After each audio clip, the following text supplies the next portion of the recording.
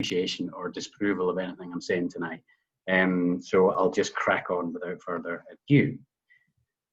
So my name is Simon Jones. I work for the National Trust for Scotland. I'm Gardens Manager for the South and West region. And tonight I'm going to give you a presentation which I've given a few times before, primarily written for North American audience. So I'm going to share this with you tonight. Apologies if anybody was at the Cali AGM, because you would have seen, it's not the Cali AGM, the Grow Careers Day, because you would have seen this as well, or you'd have seen bits of it. So I think I'll just crack on if that's okay.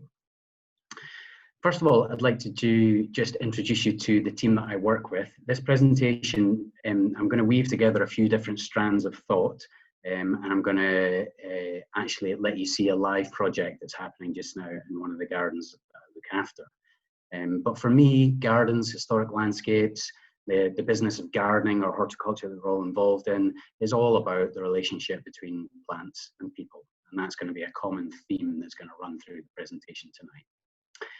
The team I work with, you can see in the bottom left-hand photograph there is Anne Steele, and she's our head of heritage policy for gardening. Myself, Colin Wren in the east, Chris Wardle in the northeast, and Tim Keyworth in Arran and Ayrshire. And over on the right-hand side there is a new appointment. It's a lady called Anna Florence, and she's our new curator of plant collection. So I really wanted to just highlight a little thing here. Some of you may or may not know that National Trust for Scotland, incorporated in 1931 by Sir John Stirling Maxwell. And the reason why I'm highlighting Sir John is basically because of this connection with people, basically. I used to work for the Edinburgh Zoo, the Royal Zoological Society of Scotland. I worked there for about 15 years. And the architect was a chap called Sir Frank Mears, and he was related to Sir John Stirling Maxwell, who is also the Secretary for the National Trust for Scotland. This is a quote by Sir John. There's just one word that I want to draw your attention to there, and that is the word cabinet. I love the fact that that is used, although it's in 1931, the fact that it's used in an expression to be able to highlight some of the attributes of the National Trust for Scotland. Some of you may or may not have heard of an expression called the Cabinet of Curiosity, and this is where Carl von Linnaeus, the grandfather of binomial nomenclature, the person who we have that's responsible for creating a naming system for all the classification of flora and fauna. But it actually highlights beautifully what we have to do that's in our care in the National Trust. In other words, we have artificialia, naturalia, things that are kept in museums or collections, and garden heritage. In other words, it's a cabinet for us to look after in the case of curiosities for good folk like yourselves. So over to the presentation itself. I said I work in the region of South and West. This is the region that I cover. It's massive. It takes me about 5 hours, maybe 5.5, 6 to get from Dumfries all the way up to Oban. I also am charged with being an advisor to InView, although not so much late due to COVID, and I live in Fife. So suffice to say, folks, I do a fair amount of driving across the country, and when I'm out and about, I see some lovely things. So this is really just to show, to share this with you tonight, for no other reasons, not connected to the presentation at all. This is Loch Earn up at St Fillan's. This is the little silver man, I call him. I've got about 15 photographs of this chap, and he was there. And you can see the difference in the Scottish effect that you get in the landscapes, the hills. Absolutely stunning. Unfortunately, the silver man is now gone. The artist decided to take him away. I don't know why, it's a real shame. Anyway, these are some of the sights that I see when I'm driving about Scotland. So the presentation is Gardening on the Edge. You can see here, I'm going to talk about 3 gardens, and it's just really skimming the surface. 45 minutes, to be honest with you, a whole day of talking about one of these gardens is nowhere near enough. So it's really just to give you a little flavour of what they're about, almost a potted history of what they're about. And I'm going to focus on Arduni specifically because that is a live project. So very much on the edge geographically, you can see these gardens are right on the west coast of Scotland, and in other words, they get battered by the westerly gales. However, when we think of Scotland, this is a view from Arduni, we often think in our romantic, nostalgic views, especially for the North American audience, they think it looks like that. This is Camanstadach, the one before that was Arduni. This is Camanstadach, where I grew up actually, near Fort William. This is the beach I went to as a kid. But you all know, folks, that the Scottish is a wee bit more like that. It buckets down, it gales all the time. Now, I don't know about you good folks, this is a horticultural club. Do you think you're gardening in a changing climate? You know, are we scientists? Are we able to easily be able to say what's growing here, what's growing there? Are we noticing things happening? I definitely notice things happening in the garden. And it's not coming from a scientific background, it's coming from my gardening knowledge. It's coming from the fact that over many years, I'm able to see things growing when they shouldn't be growing. So this is a little Iffian. These photographs that I'm about to show you now were all taken in the middle of January last year. An Iffian, a little Catenacci, just going over. Lithidora diffusa, I think it's compacta, that one. Parahebe avalanche, and the lovely Campanula, all growing out of season.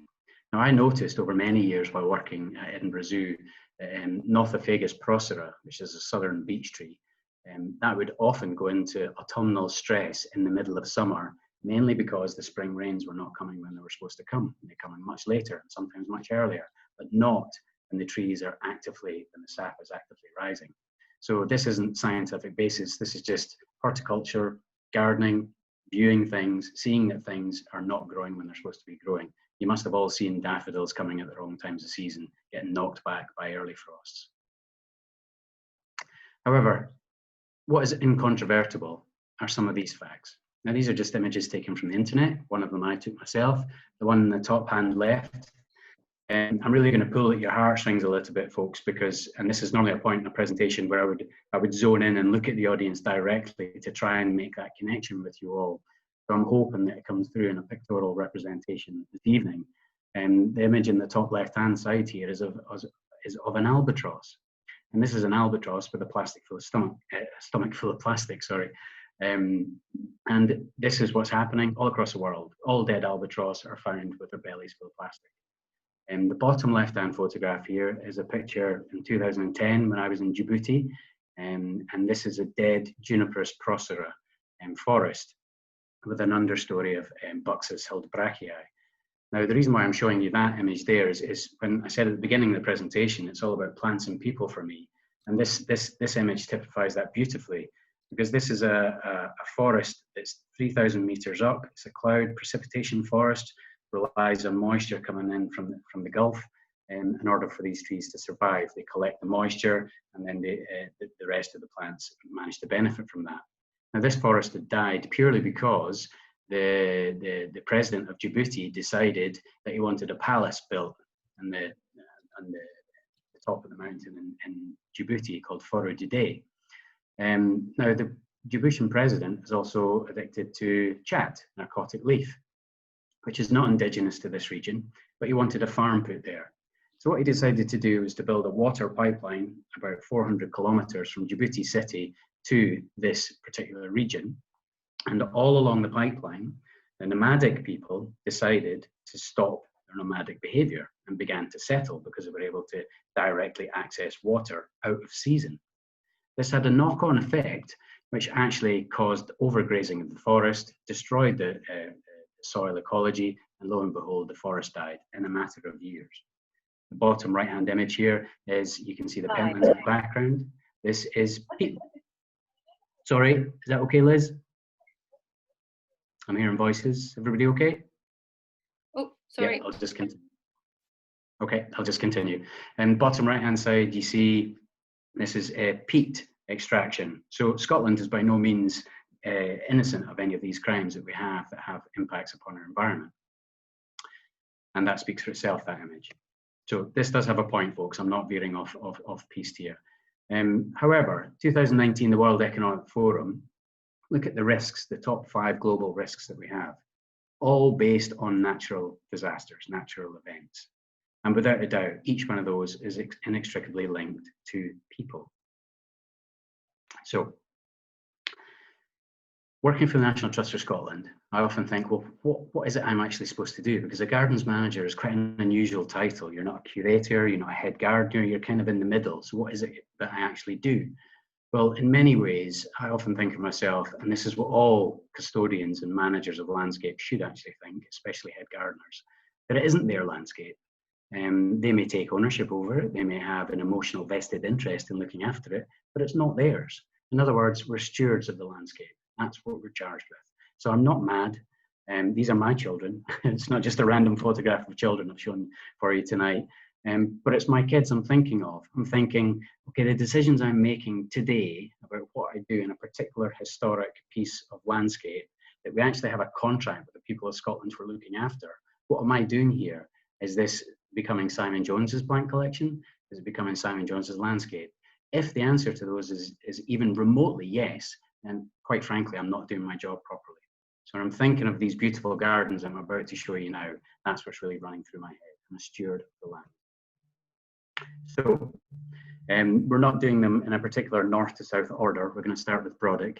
I just wanted to introduce you to some of the staff that work in Brodick. This is they, all 1, 2, 3, 4, 7 of them, to manage many acres of designed landscape. You have no idea how many times I've had to swear to get them all to smile.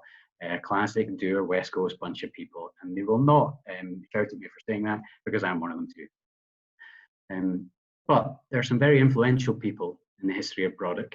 I'm not going to go through each of these lines today. I just want to highlight two very important ladies in the island's history, and therefore the designed landscapes history. The first, 1632, Duchess Anne. She was the pioneering lady that brought, as you can read there, she brought the harbour, some coal mining, salt production, the doctor, teacher, roads, church rebuilding. In other words, the infrastructure for the island. Skipping very, very quickly ahead, 1920 to 57, which is Lady the Good Duchess of Montrose. For all of us folks here tonight listening to this presentation, she's the another pioneering lady that brought about many of the beautiful plants that we actually have in the garden. This garden is typified without a doubt by its plant collection, and specifically its rhododendron collection. And you can see here I've referenced there Rhododendron Magnificum, which was an addition by Frank Kingdom Ward. And each of these gardens, incidentally, Arduni, Curray, and Arduni, Brodick, and Inverview are all characterised by their rhododendron collections, mainly because of the relationship between the plants and the people that garden or brought these gardens to the fore in the first place. This is an aerial view from Brodick. And these are just some beautiful images to show you that sort of characterise the main walled garden over time. And some more for you. I thought lots of food for everybody tonight, because you can't see me.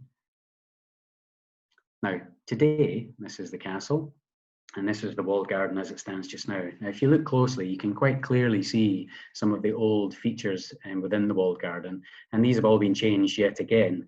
The head gardener there, or the gardens manager, is doing some wholesale changes, and all the rose garden at the sunken point in the walled garden has changed. And you can see a tarpaulin stretching over the top of the walls. And this is because the age of the walled garden, this goes way predates much of the other design features, but it's got some issues. So there's lots of fundraising going on there to support this restoration work. You can actually see two of the gardeners there. Another reason for showing you this image is purely just to show you that a lot of the plants that are grown here are very tender. The gardeners there tell me that Brodick actually has the mildest climate in Scotland. I don't know if any friends and colleagues in Logan Botanic Garden, how they would feel about that. There'll probably be some differences, but I'm sure it would all come out in the data that we collect from weather. I'll just flick on. So some of the interesting plants of Brodick, I just want to highlight a few for you tonight, folks, mainly because they have no earthly business being able to grow in that latitude in Scotland. Echium candicans, there's a Madeira plant, Rhododendron johnsonianum and Rhododendron genestrianum are both tender. And it's only because of the microclimate that is afforded by the Gulf Stream, and also the actual aspect of the garden with the supplementary planting that creates the windbreak that allows these things to grow. So it's very much they're collected, and the relationship is the connection to famous plant hunters, but also it's the horticultural skill that is required in order to be able to get these plants to grow in this part of the world. Inverview is an absolutely stunning garden, and you'd be pleased to know that the gardeners there, they all sort of grimaced on cue. Actually, some of them are smiling, some of them are grimacing. and it didn't take too long. But what a magnificent garden this is. What a privilege it is to actually go there 3 or 4 times a year, talk with the head gardener, talk plants, look at some amazing things. It's not too bad at all. So like Brodick, just to give you a little potted history, this is the birthplace of a very famous gardener called Osgood Mackenzie. What a privilege it was that his mother, on his 18th birthday, bought him 12,000 acres. I would love it if my mother had bought me 12,000 acres for my 18th birthday.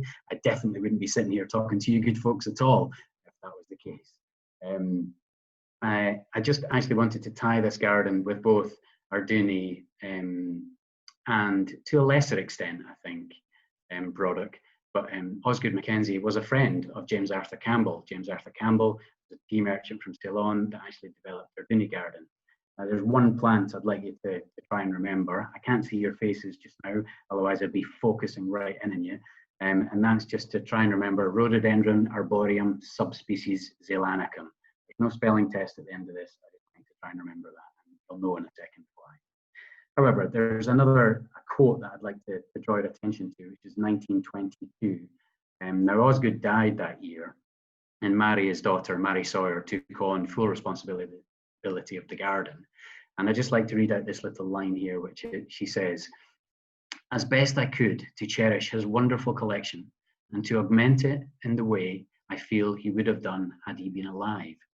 Now, this is an incredibly important point, because this is often what we have to do as custodians, as stewards, as gardens managers, head gardeners of heritage collections.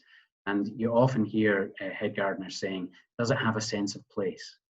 Is it done in the way that, in this particular garden, the way that Osgood would have done it? And that is actually a really important thing for us to link back to see if the decisions that we're making today are in the spirit of what Osgood did. Now, some of you may or may not know, but Osgood was a pioneering gardener. A lot of people thought he was a little bit crazy. But, when he took that bushel of willow and plunged it into the ground, he must have had some foresight and pioneering, spirit about the man to be able to want to do that in the first place. He could see the end of the garden, or the end result of the garden, before he started, like so many famous garden designers did. Look at Capability Brown. The famous thing that was said was, the cedar tree would look good in 250 years. So it's really important that we have that forward-thinking approach or progressive attitude to what we're trying to create, but also with a nostalgic look back into how the gardens were created in the first place, and ask ourselves critical questions. Is this right, what we're doing today? So that's in view from above. And there you can see black and white photograph of Mary Sawyer. Really interestingly, just in the background, apart from the beautiful Torridonian hills you can see in the background, but you can see a Torbay palm, you can see a Cordyline australis in there in the corner. And that was quite some time ago. So it's interesting to see that that plant's doing perfectly well then.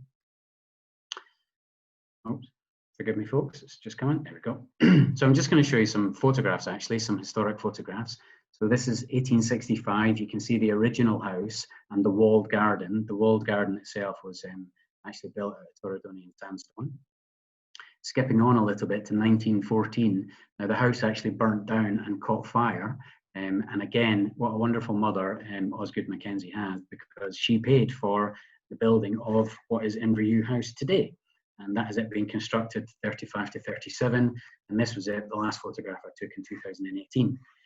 So folks, another reason, and this is just to make you completely jealous of my wonderful job, is if you look at the bottom right-hand photograph there, and the top right window is where I get to stay. So I get to look at plants, explore heritage, and stay in that very building. So it's not too bad. Normally, this is the point in which the audience would be laughing and chortling and going, hey.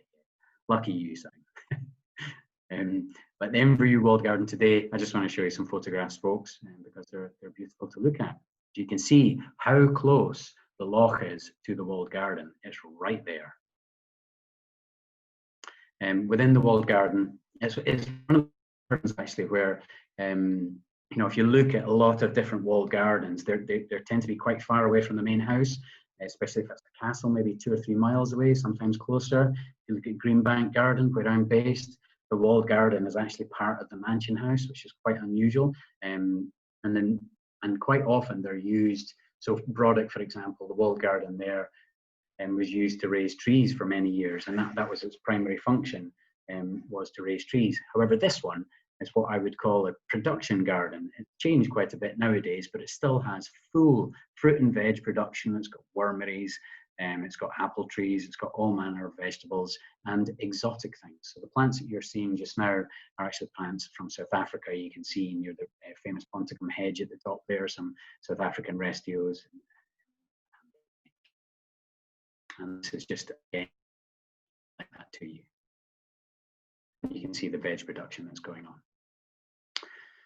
However, here's shots of the walled garden from a slightly different angle. So a minute ago, I referred to that sense of place and read out the quote from Mary Sawyer.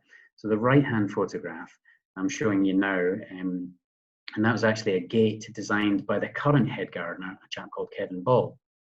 And now if you look closely at the design of this gate, you can see that it definitely has a tree.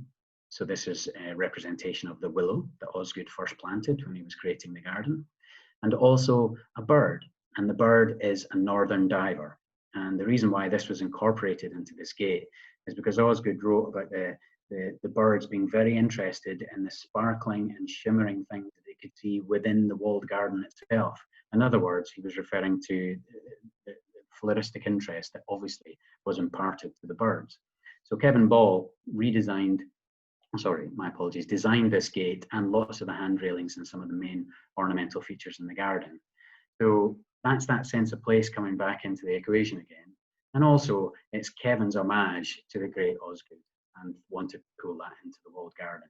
So therefore, when you're going through this exercise, it's not Kevin's Ball's sculpture. He may be known for that in years to come, but there's a story behind it. And the story is that linkage back to Osgood and the walled garden itself. Some of the plants that are growing in view, you just can't quite believe the plants that are able to be grown there. There's a Schefflera from Vietnam, the champion tree that it grows there, Eucryphia murrii and Metrosideros umbellata, not from these shores at all, and actually give brilliant homage to the fact that we're so well protected by that Gulf Stream. And also the Willemi pine that you quite often now see, but they just require a little bit of protection. So to be honest with you folks, I'm far more impressed with these three plants than it would be the Willemi pine, although it is a magnificent tree. Sliding over to Arduni now, these are the three gardeners that look after 22 acres in Arduni. They smiled. That's pretty much a really hearty smile you're seeing there from the three of them. But believe it or not, it's just three of them of complex garden. Another potted history for you folks. So James Arthur Campbell was the chap, him and his good lady Ethel. So the story is that James and Ethel were sailing up and down the west coast of Scotland, looking for a piece of land with which to build a house and then create a garden, as you do. And they happened upon this piece of landscape. Arduni, for those that don't know, is an amalgam of a couple of different chunks of landscape that were purchased by James Arthur Campbell, but actually in Gaelic the translation is green land or green head point is another one that I've read, but that's what it actually means. James was a friend of Osgood's, as I said before. The garden actually fell into a little bit of trouble for a while. It was taken over by the trust in 1992, and the wonderful head gardener that looked after it for so many years was Maurice Wilkins, who's now retired, and we have a chap called Gregor Anderson, who you can see on the right hand side there, with the skinhead is Gregor. This is Arduni from above. Some of the plants that grow there, because it's not all rhododendron that grow there, you get quite unusual things. It's a garden that has many, many different geographical regions within its collection, but you can see here just a few for you: the Galenia from North America, Metrari and Crinodendron from Chile, and the Chinese cornus. Have no earthly business. They can handle the temperature okay, but I'm not so sure they can handle the coastal conditions. And this is a garden that's right on the edge. So I'm going to take you on a little journey for those. Again, normally I would be asking folk who's been to Arduni. Well, if you've not, this is what you're about to see. So as you enter from that distant point there, you walk through the herbaceous border. and you meander your way through a woodland, seeing some very beautiful and interesting plants on the way, that like Fascicularia, this bromeliad in the top right, and the yucca on the left, and you enter into the woodland. Paths are all very enclosed. It has what I would call an immersive quality. In other words, the plants are coming over the paths and create that very much enclosed feeling, much like what you would get in nature. And as you meander through, you pop out to a viewpoint and see a magnificent sight, the Sounds of Jura. I've taken many photographs from that viewpoint. Not many of them look like that, so it was a lovely special day to be able to see that. So moving away from Arduni just now, I'm just going to focus on a little bit of what that garden actually has to deal with. In fact, what these 3 gardens and many more gardens have to deal with, predominantly in the West Coast. So you can see on the left-hand side, this is not an exhaustive list, folks. And this is just the tip of the iceberg, to be honest, but it's what I would call the naughty list. So I'm not going to focus on plants just now. I'm going to focus on the pests and diseases. And when I talk about the movement of plants and people, I'm going to highlight a couple of examples to you. But before I do, I'll just focus on something like ash dieback. Now, this is a frustratingly annoying situation that has arisen, and it is without a doubt, and you can quote me on this, due to the movement of plants and the globalized manner in which we move plants. And so the young ash trees, for those that don't know, were sent to Scandinavia, came back infected, and lo and behold, I don't know if anybody's been out recently, but the problem of ash dieback is they're disappearing at a rapid rate of knots, which is incredibly worrying. The gardens also, that I seem to be looking after, seem to be the infected ones. So we have New Zealand flatworm, cottony camellia scale, golden root mealybug, we have the lot, and we have a lot of the naughty plants as well. However, I do want to draw your attention to one. Again, this is normally the point where I would focus on the audience and ask anybody if they have heard of this particular bacteria. So it's not the plant that I'm focusing on just now, it's the bacterial infection called Xylella fastidiosa. The list of plants on the right-hand side, when I was first alerted to this pathogen many moons ago, excuse me folks. Yes, shut the door. Sorry. When I was first alerted to this particular pathogen, the list of plants was about half a dozen, something like that. And then before you know it, that list of plants goes on and on and on and on and on. And it's coming this way. It's without a doubt, it's on the march. The last I heard, it was in Belgium. It's a bacteria that is indiscriminate, a bit like golden root mealybug. It just destroys the vascular system of the plants. In other words, it reduces the plant's ability to transport sugar and water. And there's not much we can do about it. There's no known pathogen. This has come to us because, again, of the movement of plants and people. This has come from Costa Rica. It's insect-borne vector brought into Italy, affecting the olive trees as we see them. So it's a little bit of a sobering discussion for this point in the presentation. Now, to further emphasize this point, I'm going to talk about this little critter here. So this is a Camerera orodella, which is the horse chestnut leaf miner. You see this more predominantly down south, and when you see horse chestnut trees, that's what you tend to see, causing secondary infection as well of fungal infection. Now, this is directly attributed to the movement of freight. So if you look at this little image here, and you can see that the dark brown is 1984-85 in Macedonia. Excuse me. So this leaf miner, it actually comes from Lake Ohrid, hence its specific epithet of a name. And it was found in major cities radiating out from Macedonia. So it wasn't, the pathogen wasn't following what you would just call a normal spread. In other words, it wasn't taking its host plants and just gently moving through the landscape as most things do. It was actually occurring in cities all around Europe and then radiating out from the cities. This is because the leaf miner was getting pulled along by freight lorries and it was ending up in these major cities. So it's not moving of its own volition like this. It's not some super bug that's doing its thing. Neither is Xylella, neither are most of the things or any of the pathogens that I highlighted before. They can be attributed to how we move about, and we are the cause of spreading these pathogens, whether we like it or not. So I will get off my evangelical pest and disease soapbox for the time being, and for the rest of the presentation, about 10 minutes or so, I'd just like to focus on a live project that I'm currently running in our Dooney Garden in the West Coast. So this is approaching our Dooney Garden from the south. It just looks an innocuous piece of landscape. You can see a little bit clearer if I show, let me just show you this image. And you can maybe see why I often refer to this garden as a landlocked island. And you can also see why James Arthur Campbell and his wife Ethel, when they were sailing up and down the West Coast, highlighted this piece of landscape, because it really does jut out like a little peninsula. If you look at the right-hand side of the image, you'll see what was the original Arduni house. It's now the Lochmelford Hotel, and in front of that is a piece of green grass.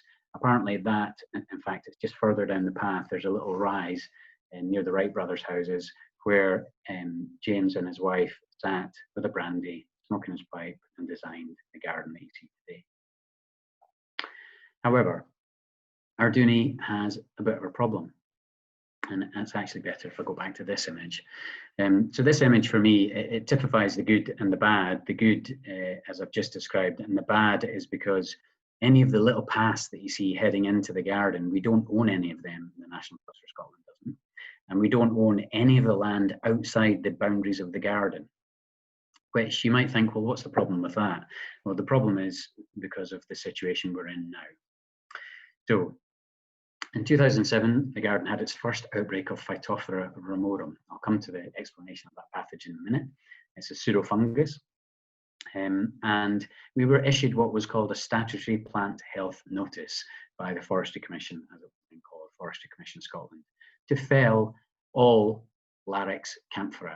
So these are the large trees that you can see in the image on the right-hand side. And we have to do it by 31st of March, 2022. That amounts to 885 trees. These trees were the original plantings from James Arthur Campbell. So some of them are enormous. They're 120 plus years old. Some are very thin, but there are a lot of them. And they actually make up the complete canopy of most of the woodland.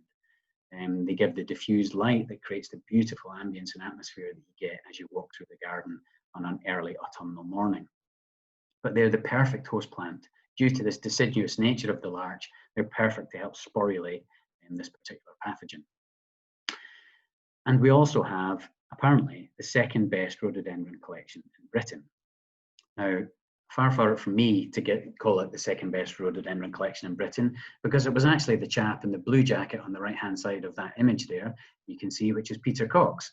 And when Peter said that to me, and in his own inimitable way, he said it's the second best collection in Britain. So I was, well, what's the first, Peter? My dear boy, mine is the first, meaning his collection of rhododendron. So it's a wonderful person, and to be honest with you folks, I'm really blessed to have some of what I consider some of the very best plant-related people in Scotland, and they give us massive support within this project and within the garden.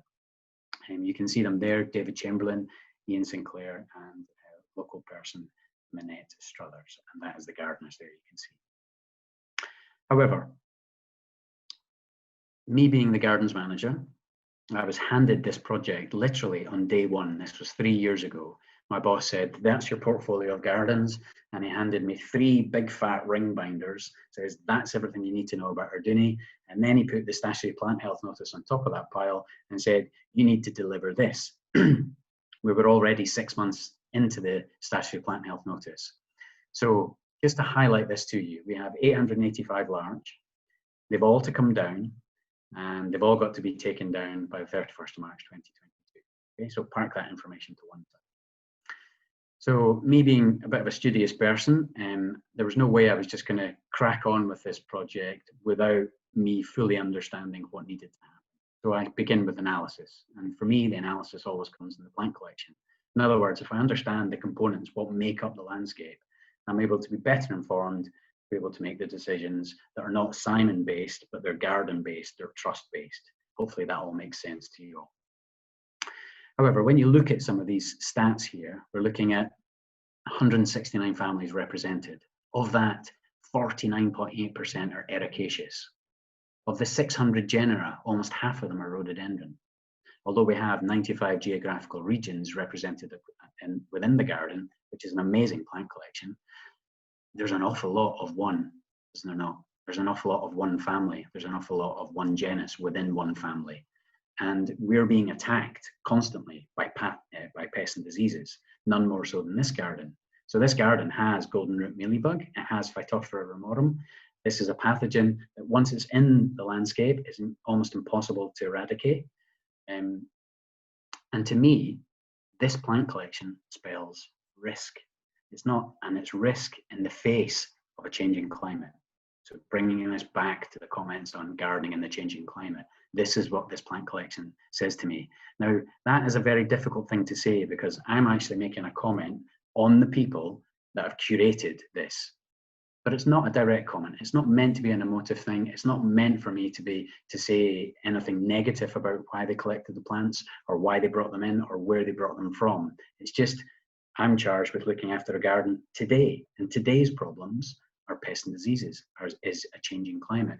That's what we have to garden in now. So now, this plant collection, unfortunately, we need to modify it.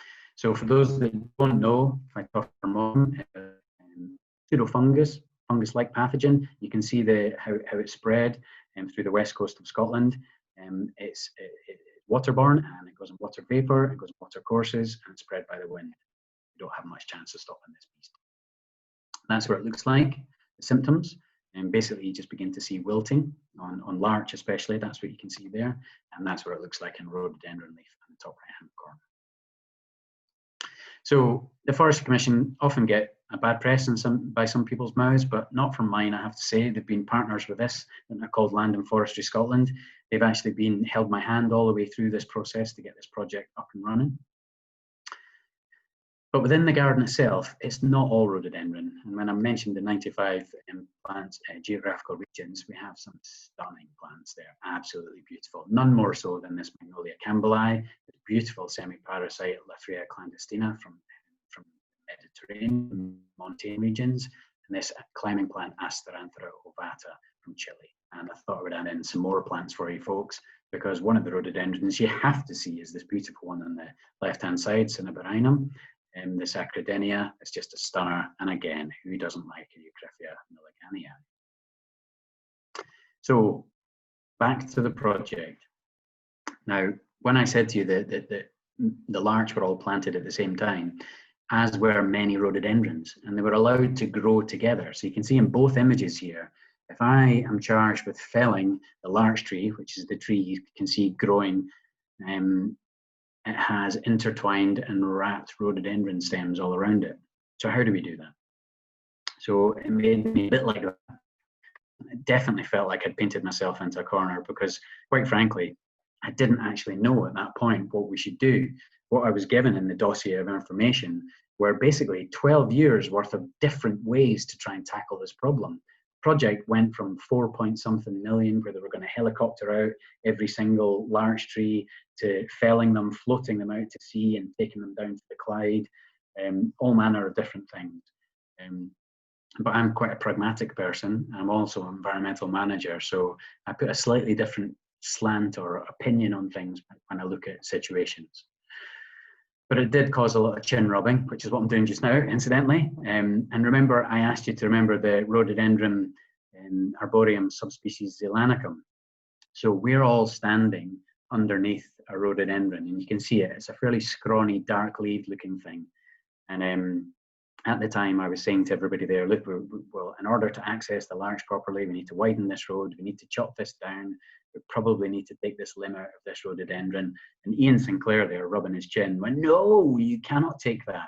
That is the most important rhododendron in the garden.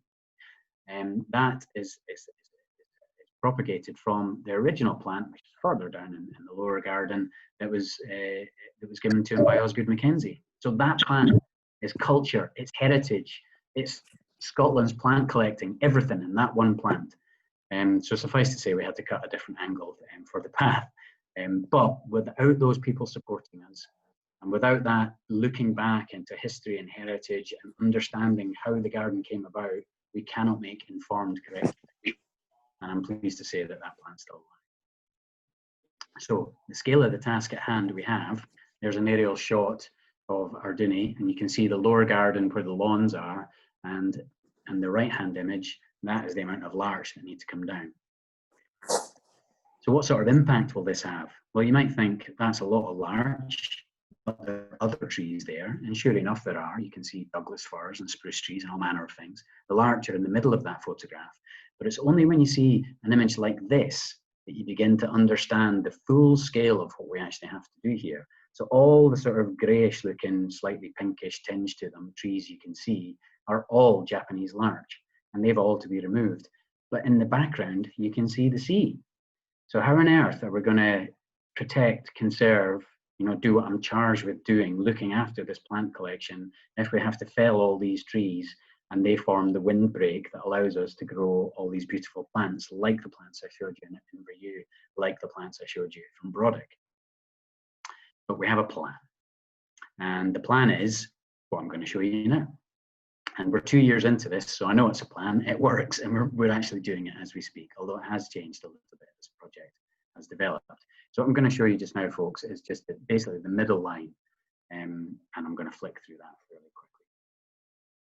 So this is the most boring part, or the driest part of the presentation, but for me, it's the critical part. It's a little bit like the chubby controller, if you like. I'm monitoring and manipulating what's happening in the project by two very, very important spreadsheets.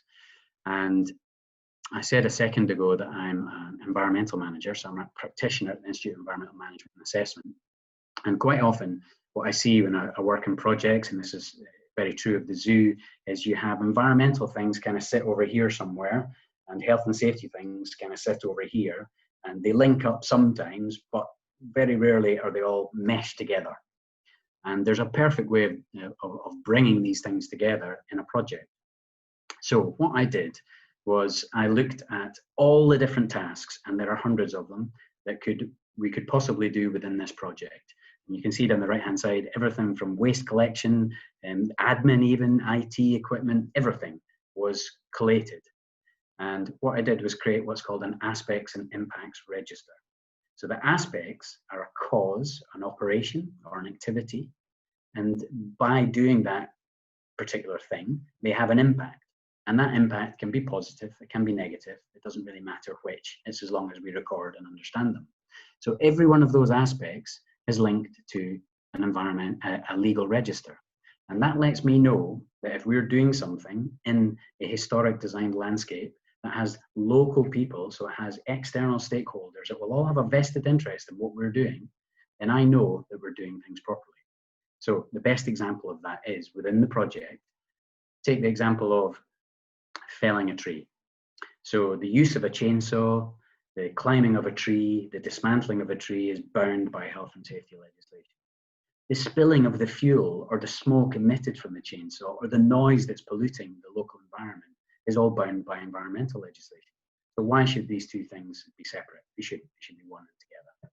And that's what we've done with this. Okay, so apologies folks, you have to hear a bit of health and safety chat tonight, but it's important that I get this message across to you.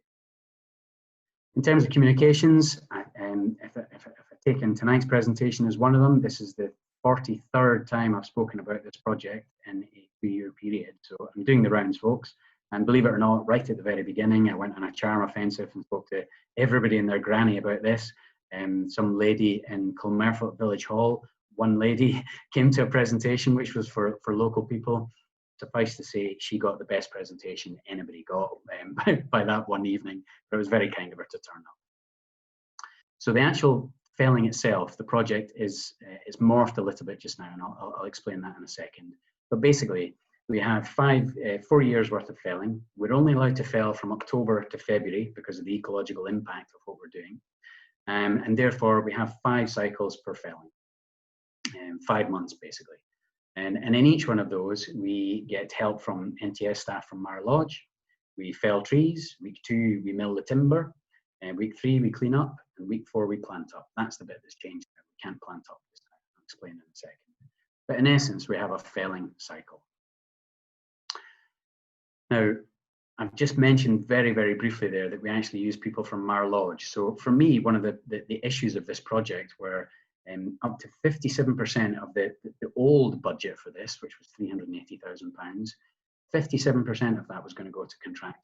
And that didn't sit well with me. I came to the National Trust for Scotland because of what it represented, and I know that we have the skills to be able to fix this problem ourselves. And that's what we're doing, folks. We're fixing it ourselves. So the arborists from Mar Lodge are the people that come and support us.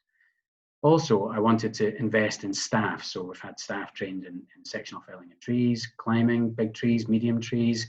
We've purchased a wood miser mill that you can see here to the tune of £40,000, and we mill the timber. So this is what's going to happen to that 40-odd thousand tonnes of timber. We're milling it so that we can use it all across the trust. So going back to the environmental slant, this is the recycling project or element of the project. We're going to use this timber rather than line somebody else's pocket to get the value from this material. When we designed this, I did this order form, and I sent that out to everybody in the trust. And basically, they put their orders in, and we mill to their specification, and then they get free material.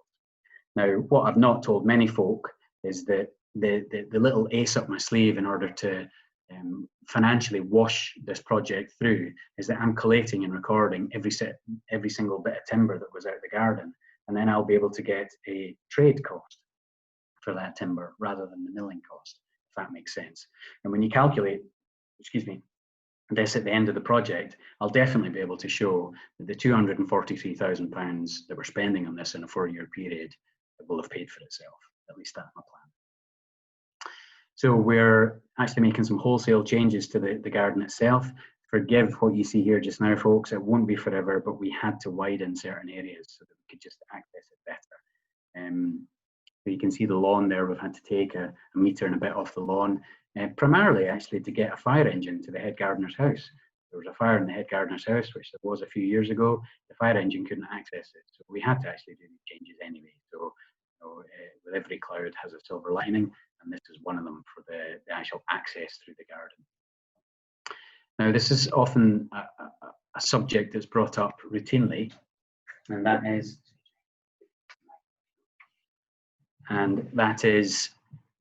the actual plant collection itself.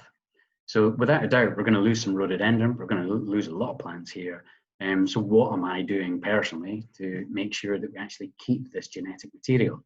So we have a relationship with Dutchy College, a wonderful lady called Ross Smith, who microprops our rhododendrons for us. So we send her batches of 20.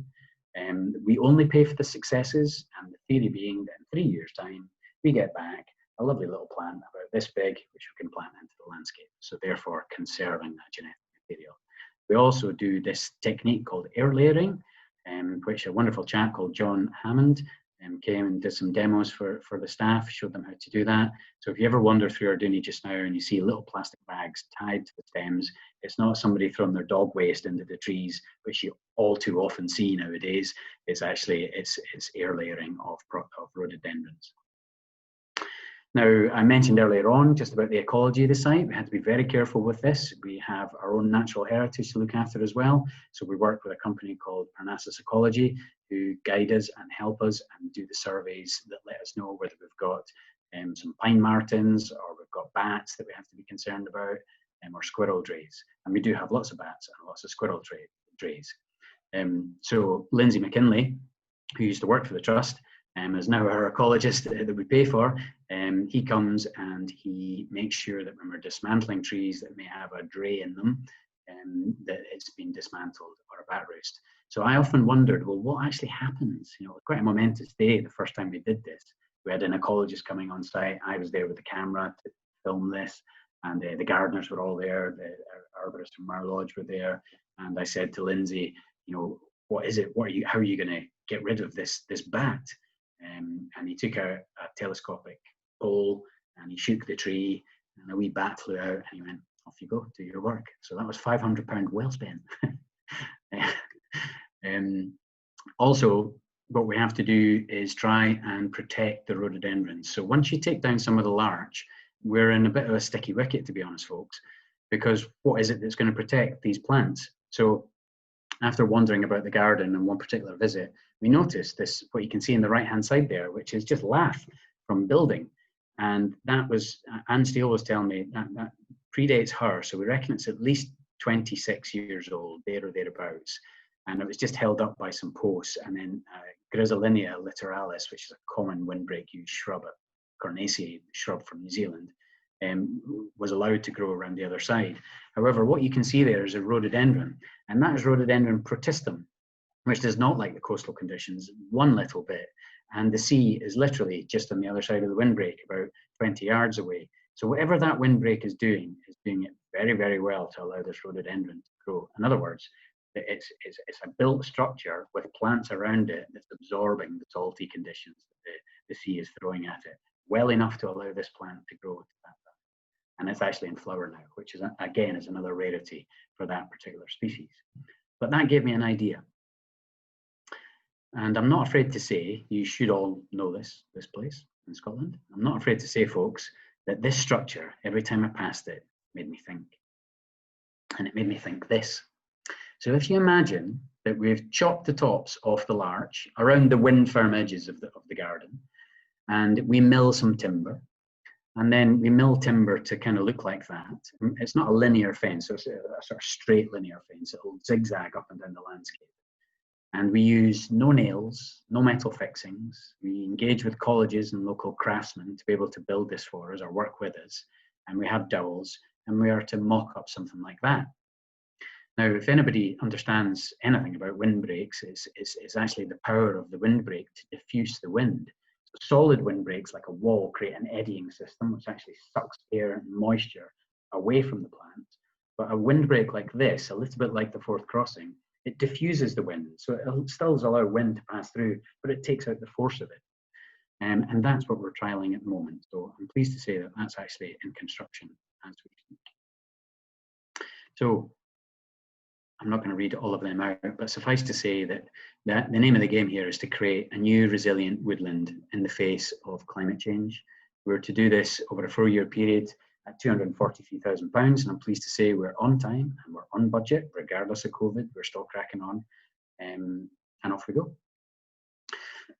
Excuse me. Finally, just the last couple of slides for you all tonight. The next phase of this is, well, what plants do we bring in? So am I going to be the person that's going to say, well, we've got to move away from this type of plant collection because of the risk that it spells? But that's Simon Jones's opinion. So therefore, that's not right. That has to be parked to one side. Whether it's true or not is irrelevant. So what I did, and with help from a few colleagues, is we created basically a plant scoring matrix. And we looked at all the different plants that we could bring in, and I'm still working on this just now. And we added in these criteria at the top. If you can't read them, some of them read along the lines of invasive tendency, natural host for Phytophthora, natural host to other pests and diseases. Are they squirrel food? Can they handle the coastal conditions, low soil exposure, that sort of thing. So if they come out as a positive score, they're suitable for the garden. If they come out as a negative score, like some of the ones at the bottom, like the Chamaecyparis lawsoniana, due to its invasive tendencies and its host for Phytophthora, it's not suitable for the garden. And I sent this matrix, if you like, away to Forestry Commission England, colleagues in Land and Forestry Scotland, NT, Botanic Gardens, and pretty much everybody just says, yeah, that's the right thing to do, because it takes me out of the equation. And it means that all this documentation, if and when I leave the National Trust for Scotland, somebody can just pick up where they've left off, rather than try and interpret and understand what a plant collection is doing, if that makes sense. However, what an opportunity this is. You know, it's a very sad thing that we have to react to an incoming pathogen and take this. It's not so much a knee-jerk reaction, it's a well thought through plan of attack, but it is a reaction to a situation in which we're felling all these large. And that's quite sad. That's quite difficult to deal with. You know, that's not what I want to be, you know, remembered for in Arduni. No, I'm really interested in that, but you know, if I was to, it wouldn't be for the person that's felled all these trees. It's really, the trees have got to come down for these reasons. What an opportunity it is for the head gardener and his team to plant up the garden and create a new woodland. That's something that's never been done before in its whole history. Amazing. And they're the ones that are going to do this. So the final thought on this is, well, what sort of other plants can we bring in? You know, I mentioned climate change. I mentioned some of the things that other gardens are facing. But ecosystems globally around the world, the ones that are going to suffer the quickest, the hardest, and the harshest impacts of climate change are the islands. It's the ones where they're right on the very edge, a little bit like these gardens. So is there an opportunity with Arduni's landlocked island status, if you like, that I've now given it, to curate and bring in plants from temperate zones across the world that will grow in Arduni that are currently threatened and endangered? Because we will have the windbreak infrastructure with which to grow these plants. And the answer is yes. So I can think of none other fitting specimen than this here, which is a Catalinia ironwood tree, Leonothamnus floribundus. This is subspecies Asplenifolia. And I've grown that in Edinburgh at the zoo there, and that's hopefully going to go on the cliff in Arduni Garden because it's rocky substrates there. So it is a work in progress. I'm not dreaming it. It is actually happening. These are the 3 chaps from Mar Lodge that come down, all looking very manly. And this is them up trees. So hopefully, folks, I'll let this dwell for a second because you can see the sheer size of these trees. And the right-hand image is just cut the top off of that, which is a sight to behold. Now, what it does by taking these larch down is other things just pop up. So rhododendrons, all of a sudden, that require the full sun. And incidentally, that's what Peter Cox said was, get these larch down because your rhododendrons are not happy anymore. They're all leggy. They need direct sun, a lot of them. And also, other things become the star in the show. So all of a sudden, these 3 Kraken Dixonia antarcticas, which were fairly innocuous in the landscape, you couldn't quite see them, now become the most important plants, are the ones that are the largest and most charismatic in that particular area. So hopefully, folks, I helped paint a little bit of a picture that we're trying our best and we're trying to get the gardens in as good hands as possible. So thanks very much for listening. Simon, thank you very much indeed. That was a fascinating talk you just given. Very difficult without anybody there to see their faces and hear what they're saying in response to what you're doing. So a tough job. So thank you very much for that. I'm looking at the chat icon at the bottom of my screen to see if anyone is asking any questions. I don't see anything coming through just yet, but if anyone has a question they would like to ask Simon, now is the time to do it. I'll speak for a couple of minutes to give you a chance to think up any questions, but now is the time to ask a question. Can I say, Simon, congratulations on that windbreak design that you've got going. I think it looks fantastic. You must be very pleased with the way it's going. Yeah, I'm pleased with that one because that was the eureka moment, if you like, where I thought, how the hell are we going to do this? I could figure out all the different complexities of felling trees and recycling materials and getting it in a budget and all that sort of stuff, but it was the protection of the other plants that causes me the most concern. And to be honest with you, Gregor and I, the head gardener, whenever we walk, we're now identifying trees that we know are going to come down because their growth habit is such that they've had the protection and cover of lots of other trees. You take them down and then especially in a northeasterly wind. So I was pleased that we thought of that, or should I say we stole that idea from the food crop. There's a question there from Liz, number 14, I think. Can you see that, Simon? Where am I looking, Liz? Oh, I'll read it out. Yeah, go on. I wondered, are you actually on track for your 2022 target date for removing trees? And what would happen? What's the penalty if you don't achieve that?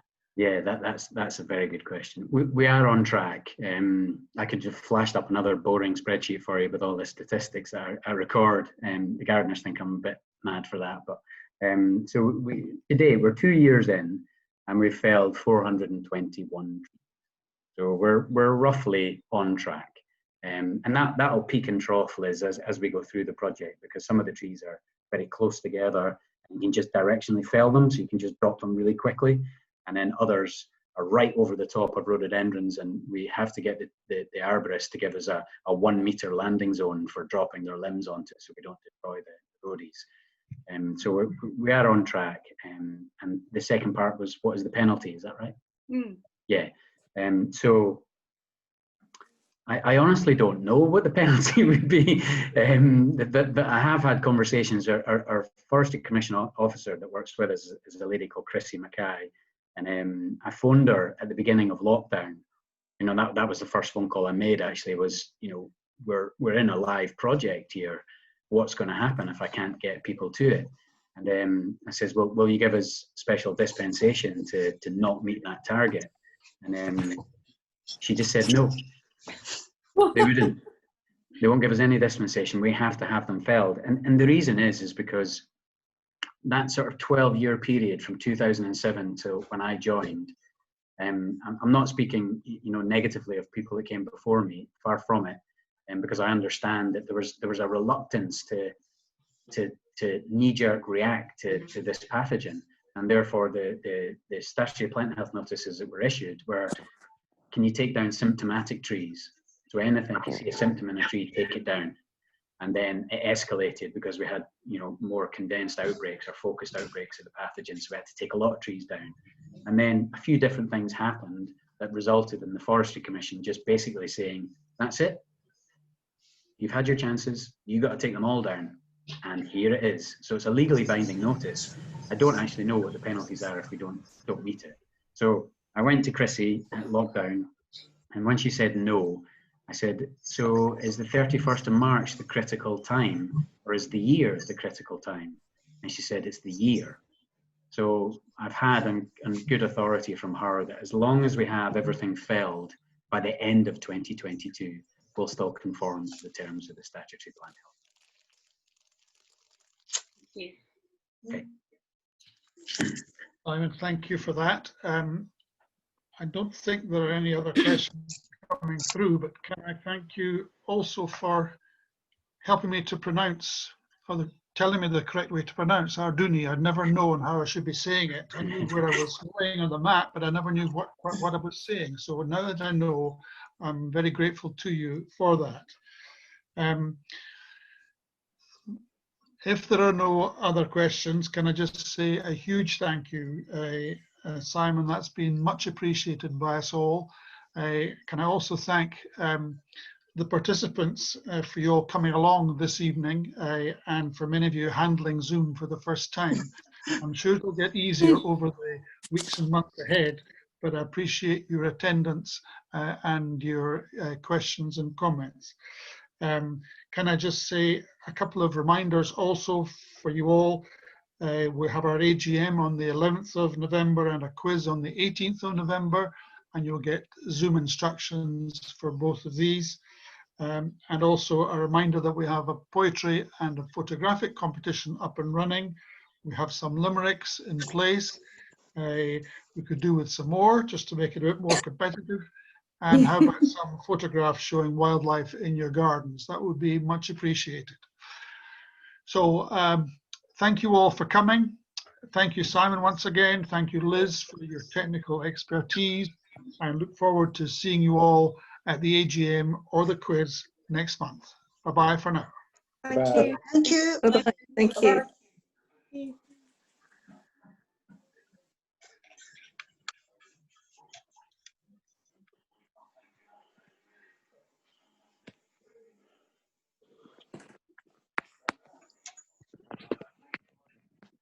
Well done, Simon. That was really good. I laughed at the right places. All right, good.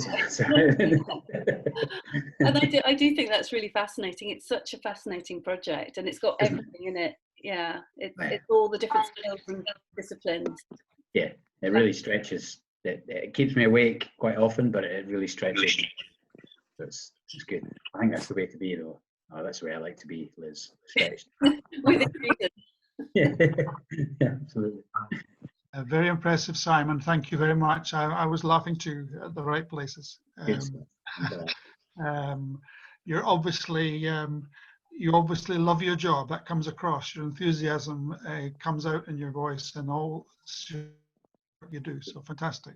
I'm pleased. Much All right. appreciated. Well, I shall sign off then and go and say goodnight to the little ones. Sorry if I don't know if the kids came into shot at all, but I saw them. That was sweet. oh, that was okay. That's fine. They were well behaved, which is the main thing. So. Yeah, no fights. That's good. All right then. Thanks, Simon. Bye-bye. I'll leave you to. Bye-bye. Good night. Thanks. Bye-bye. Bye.